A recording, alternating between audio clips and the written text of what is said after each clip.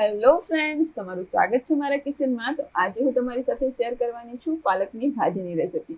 આ રેસિપી એકદમ સિમ્પલ છે અને ટેસ્ટી તો બહુ જ છે. તો એકવાર રેસિપી પૂરેપૂરી જોજો અને જો આ રેસિપી તમને પસંદ આવે ને તો વિડીયોને લાઈક કરી દેજો, શેર કરી દેજો અને આવી જ નવી રેસિપીઝને જોવા માટે અને મને સપોર્ટ કરવા માટે મારી ચેનલને સબસ્ક્રાઈબ જરૂરથી કરજો.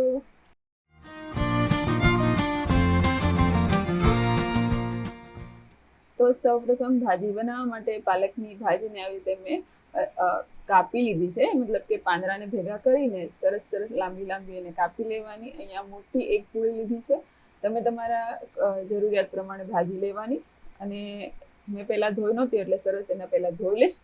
તો એ ધોવાઈ જાય એટલે બીજી બાજુ આપણે છે ને 2 મોટી ચમચી જેટલી સિંગદાણા લેવાના છે અને એક આવી રીતે એક વાસણમાં અથવા તો લોઢીમાં તમે એને થોડાક શેકી લેવાના છે. થોડાક જે સિંગદાણા શેકાઈ જાય ત્યારબાદ આપણે 2 મોટી ચમચી જેટલા તલને પણ શેકવા મૂકી દેવાના છે. અત્યારે ગેસની ફ્લેમ આપણે બંધ કરી દેવાની છે કારણ કે ઓલરેડી આપણું વાસણ જે છે એ ગરમ જ છે એટલે તલને શેકાતા બિલકુલ નહીં વાર લાગે. અને 30 સેકન્ડ જેવું થાય પછી આપણે તલને આવી રીતે વાસણમાં કાઢી લેવાનું છે, નહીં તો એ દાજી જશે.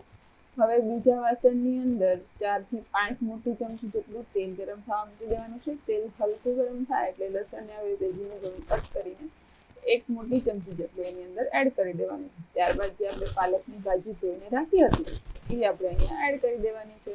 અને અત્યારે આપણે મીઠું કે હળદર કંઈ પણ મસાલા એડ નહીં કરી કારણ કે પાલક જે છે એ થોડુંક સ્ટીમ સાથે ઓછા પ્રમાણમાં થઈ જશે. પછી જ આપણે મસાલા એડ કરીશું એટલે આપણને મીઠાનું પ્રમાણ ખ્યાલ રહે.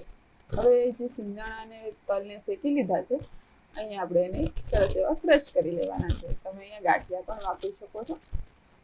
તો સિંગદાણા, તલ અને ગાંઠિયા તમારે જો વાપરવા હોય તો ગાંઠિયા પણ એડ કરવાનું. તો તમે જોઈ શકો છો પાલકની ભાજી હલકી ઓછા પ્રમાણમાં થતી જાય છે એટલે જેમ જેમ સતળાતી જશે એમ ઓછી થતી જશે. તો હવે આપણે થોડીક ઓછી થઈ જાય ને તો હળદર અને મીઠું સ્વાદ પ્રમાણે એડ કરી દેવાનું અને એને મિક્સ કરીને ધીમા ગેસે ખાવા દેવાનું.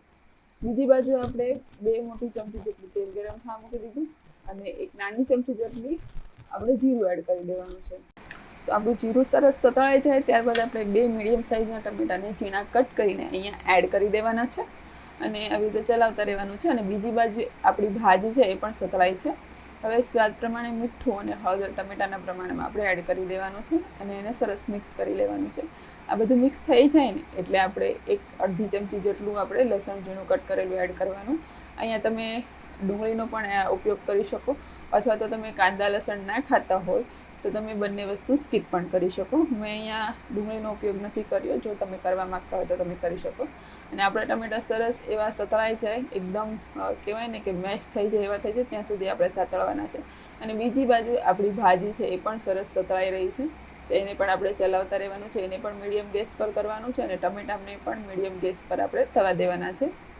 તમે જોઈ શકો છો ટમેટા એકદમ સરસ સતળાઈ ગયા છે અને એકદમ આપણે મેશ કરીએ ને તો મેશ થઈ જાય એવા થઈ ગયા છે. તો તમે જોઈ શકો એકદમ સરસ મેશ થઈ જાય છે. અને આ ભાજીનો સ્વાદ છે ને તમે બહુ જ ટેસ્ટી લાગશે. ઢાબા સ્ટાઇલ આ ભાજી બનશે. તો હવે આપણે 2 મોટી ચમચી જેટલો ચણાનો લોટ એડ કરીશું.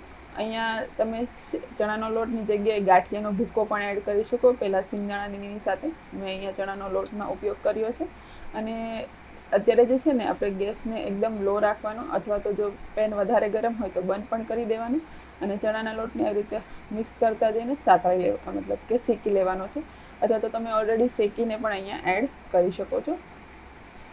તો હવે આ બધી વસ્તુ મિક્સ થઈ જાય ત્યારબાદ સરસ સતળાઈ જાય, શેકાઈ જાય આપણો લોટ 1-2 મિનિટ જેવું થઈ જાય પછી આપણે જે ભૂકો કર્યો હતો સિંગદાણા અને તલનો એ આપણે અહીંયા એડ કરી દેવાનો છે. અને આ ઓલરેડી આપણે શેકી લીધું છે એટલે એ કાચું નથી, ખાલી આપણે મિક્સ કરવાનું છે 1-8 મિનિટ માટે.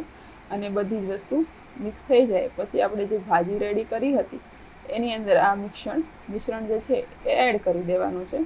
હવે આ મિશ્રણને સરસ રીતે ભાજી સાથે આપણે મિક્સ કરીશું. આ જે આપણે મિશ્રણ રેડી કર્યું છે ને એનાથી જ પાલકની ભાજીનો સ્વાદ બહુ સરસ આવશે. અને હા, જે લોકો પાલક નથી ખાતા ને એ લોકો પણ પાલક ખાતા થઈ જશે આવી રીતે ભાજી બનાવવાથી. તો આવી રીતે બધી જ વસ્તુને મિક્સ કરી લીધા બાદ આપણે હવે મસાલા કરીશું. તો તો અહીંયા સ્વાદ પ્રમાણે 1.5 મોટી ચમચી જેટલું મરચું હું એડ કરીશ. જો તમે તીખું ઓછું પસંદ કરતા હોય તો મરચું ઓછું એડ કરવાનું. અને 1 થી 1.5 ચમચી જેટલું આપણે ધાણા જીરું પાવડર એડ કરીશું. અત્યારે ગેસની ફ્લેમ આપણે લો જ રાખવાની છે અને આ બધી જ વસ્તુને મિક્સ કરતા રહીને સરસ એવું સાતળી લેવાનું છે. તો તમે જોઈ શકો છો સરસ મસાલા ચડી ગયા છે અને આ તેલ સરસ એવું છૂટું પડી ગયું છે અને આપણી ભાજી જે છે ને એકદમ સરસ તૈયાર થઈ ગઈ છે. આ ભાજી તમે રોટલા, ભાખરી, રોટલી સાથે ખાઈ શકો છો. બહુ જ ટેસ્ટી લાગે છે. અને હા, તમે અહીંયા પરાઠા પણ બનાવી શકો છો, એના સાથે પણ બહુ સરસ એવી લાગે છે. તો તમને આજની આ પાલકની ભાજીની રેસીપી કેવી લાગી મને કમેન્ટમાં જણાવજો. અને જો રેસીપી પસંદ આવી હોય તો વિડીયોને લાઇક કરજો, શેર કરજો. અને આવી જ નવી રેસીપીઝ જોવા માટે અને મને સપોર્ટ કરવા માટે મારી ચેનલને સબસ્ક્રાઈબ જરૂરથી કરજો. આવજો. Thank you so much for watching. Take care yourself.